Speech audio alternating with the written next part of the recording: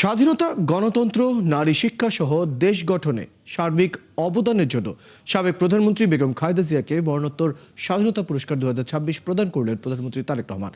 খালেদা জিয়ার পক্ষে তার নাতনি জাইমা রহমান পুরস্কার গ্রহণ করেছেন। বিকেলে 4টার দিকে রাজধানী ওসমানী স্মৃতি মিলনায়তনে স্বাধীনতা পদক দেওয়া শুরু করেন প্রধানমন্ত্রী। খালেদা জিয়া ছাড়াও জাতীয় পর্যায়ে গৌরবোজ্জ্বল ও কৃতিত্বপূর্ণ অবদানের স্বীকৃতিস্বরূপ দেশে আরও 14 জন বিশিষ্ট ব্যক্তিকে এই পদক দেওয়া হয়।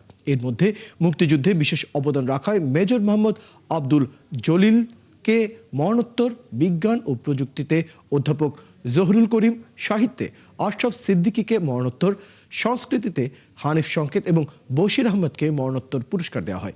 ক্রীড়ায় জোবের রহমান লিনু এবং সমাজসেবায় অবদান রাখায় মরণোত্তর পুরস্কার পান ডাক্তার জাফরুল্লাহ চৌধুরী।